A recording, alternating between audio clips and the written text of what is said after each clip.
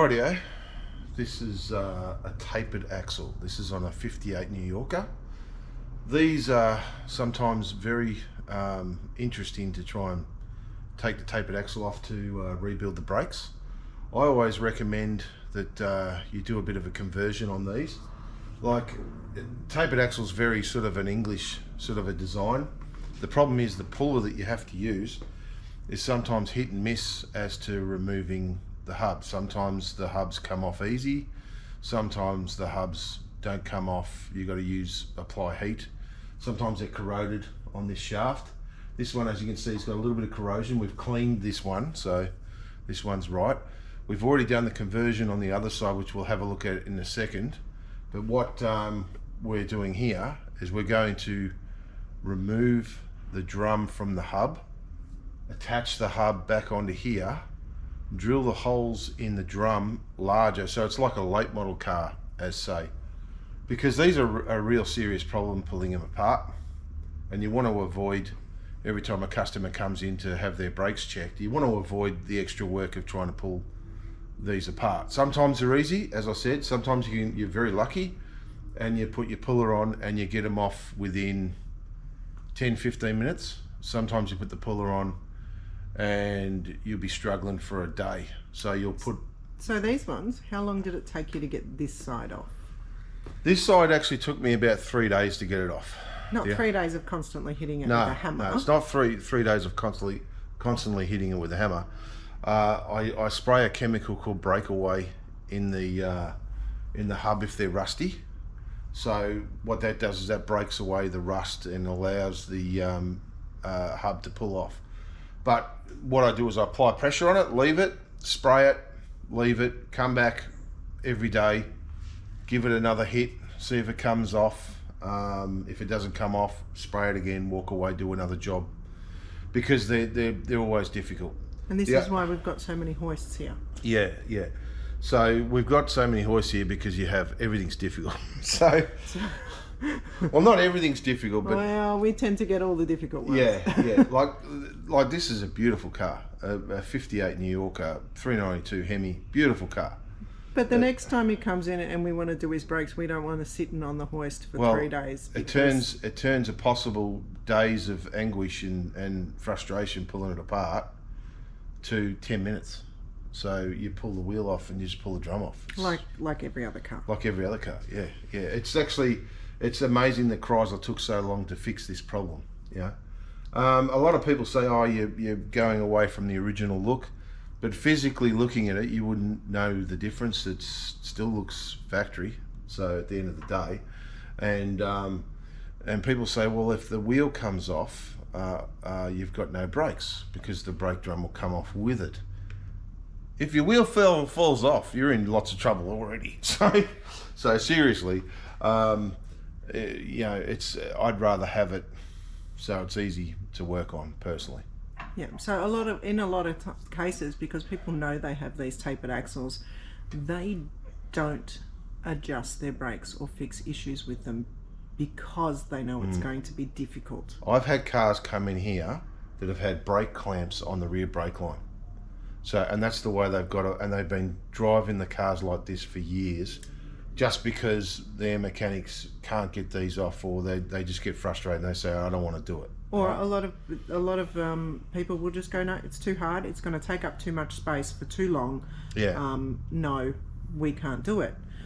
So the way they get around it is they clamp off the fluid to the back brakes and essentially have no rear brakes at all. Well, they either plug it, they take the brake line off and put a plug on it, or they put a clamp, and I've seen them with a plastic clamp or even a set of vice grips clamping this hose here. This is a new hose, we put a new hose on it, but I've seen that hose clamped off on these many times, and the reason why they do it is it's hard. Like, even to pull the wheel cylinder off, it's not as simple as just pulling the wheel cylinder off. You have to pull the whole brake mechanism apart. Nothing is simple on these things. All they had to do was mount the mounting block for the cylinder on this side and have the threads in the cast iron, or bolt it in from the other side, and it would have been easy. You could just unbolt it, pull it apart, 5-minute job. Like a later model car. Yeah, like a later model car. Well, later model as in with drums. But yeah, anyway, this is the way we get around the problem. So I'll show you the other side in a second. You'll see how simple it is and how much better it is. Right, this is the other side. This is the one we've sort of pre-done. When it comes to knocking the studs out, don't try and knock the studs all the way out. Just knock them back far enough that it releases the drum. The reason being is these studs are in quite tight and you don't really need to fully remove them. All you've got to do is knock them back so that they get flush in line with the hub and leave it at that. So then after you've done that, you punch the studs back, you remove the drum and immediately punch all the studs back into the hub so that they fit nice and tight. But at the same time, while you punch them, you need to put a little bit of a flat on the corner so that they don't come loose. But these are that tight, they're not going to come loose ever. So you've peened them? I've peened them over. So let me show. So that's a bit of a peening on the edge there, so you can see them all around. Yeah. So I've just done one side, sort of peen it. Just enough to stop it from being able to easily slip out. Yeah. So, and now with it like this, it's like any other car. You can just unbolt everything nice and easy. There's no real big stress to pull everything apart. So it's nice and easy. You don't have to try and pull it off that tapered axle. Again, still you're still in trouble if you have to pull the bearing out, because because the way these are set up, the bearing comes out in a different way. So you still have to knock the hub off. Yeah. So, but at least it allows you to work on the brakes. So now you can just undo these 5 bolts, slide all this back, undo your wheel cylinder, get your wheel cylinder out, nice and easy. And you can check it regularly too. So you can check it, you can check your shoes, make sure your shoes are all right, and keep rolling like that. There really shouldn't be any excuse now for clamping off your rear brakes because it was too difficult. That's right. The next mechanic can't have a go at it. So you've got the drum here. So here's the drum here, and as you can see, I've made the holes bigger. Yeah. So now the holes are bigger, so now you can just slide them. If I had the shoes aligned properly, but that's all right, technical issues. So there you go. So there's your drum on. So this is essentially like a later model car now. So a later model Valiant. Yeah. Let's just say and see, as you can see, if you get close, you can see that the hole is the same size as the stud. So there's very little, if none, of movement. And to get it off, you just give it a little wiggle. You obviously need to adjust these. Yeah, they're a little bit tight. It will come off if I give it a bit of a lever. Oh, I packed it up. Oh, that'll be right. This is what you don't need something. This is what your wife does. She packs up after you. So you don't need a big lever. Just need to sort of lever it a little bit. So that's a little tiny lever, and then you've got it back off. So, and to me, that's a hell of a lot easier than hours or days potentially of undoing this. And every time you undo this cops a flogging. So yeah. There's really only so many times you're going to be able to do it. Before the actual stuff. Some people have some real issues with it and they go, oh, I'll put some heat on it. Why don't you like heating it up?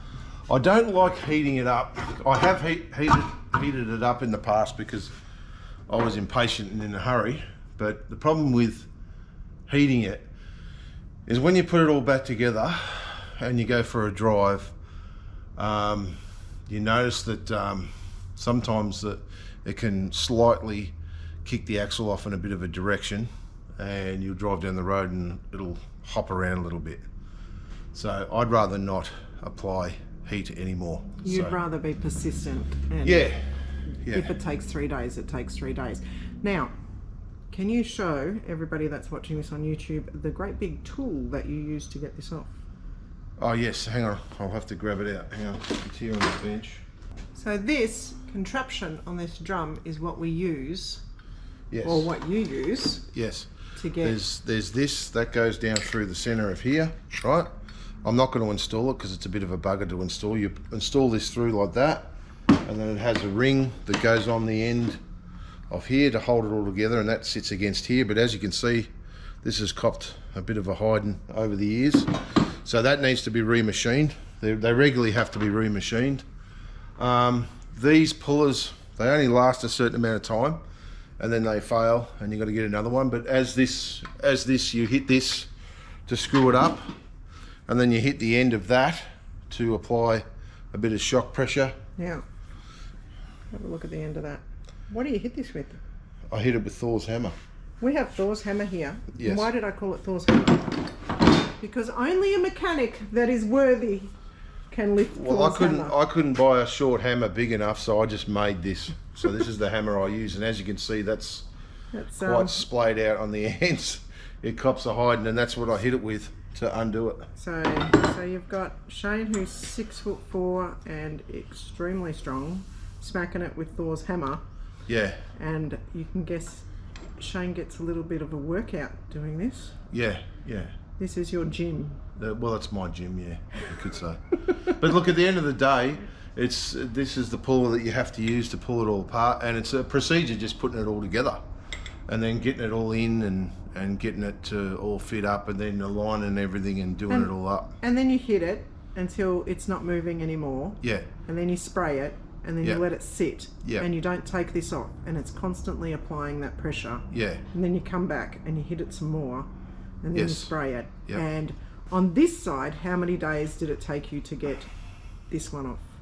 Oh, I got it done in a day. It only, basically I set it all up, which takes about half an hour to set this up, applied pressure on it, walked away, come back about an hour later, applied a little bit more pressure on it, sprayed it again, and come back about a couple of hours later and just thought, oh, I'll give it another tap, and then pop, and she come off. Yeah. So in actual fact, all work in time and taking the axle off, or taking the hub off, took probably an hour, right, to take it off, but only because you just walk away and constantly come back at it and just attack it and do a little bit and a little bit more and a little bit more. The issue is if you just attack it straight away and go at it flat out, trying to get it off straight away, you have the risk of mushrooming the end of the axle.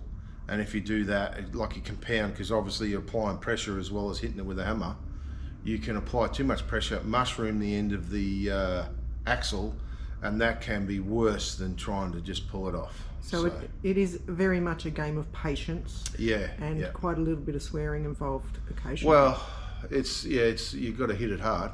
So, and I mean hard.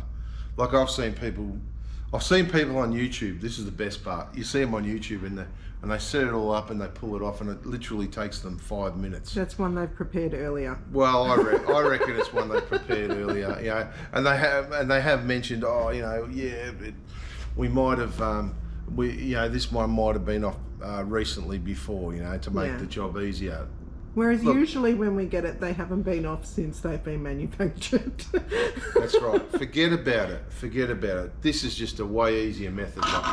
Like this, using this all the time is rubbish. It really is. It's rubbish. So it's much easier once you convert it. Yeah.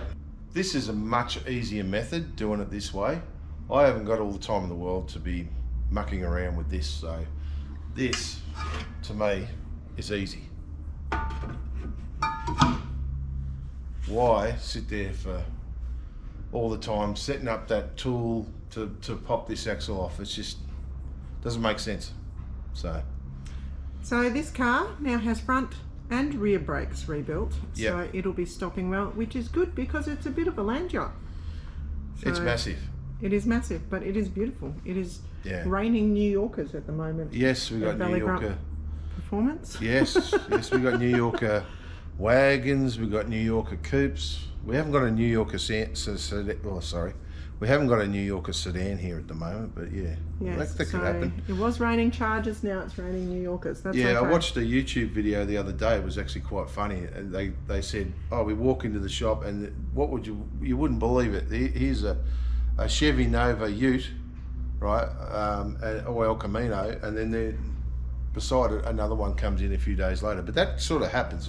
It does. Yeah, I'll have a Mustang come in here, and then next thing you know, I'll have 2 or 3 Mustangs come in here. Then I'll have a New Yorker come in, then I'll have 2 or 3 New Yorkers, or I'll have a Charger come in, I'll have 2 or 3 Chargers, or 200 or 300 Chargers. Well, But yes, it keeps it interesting. So anyway, next video I think might be on another New Yorker. See you next time. If you like this video, don't forget to click like and leave a comment.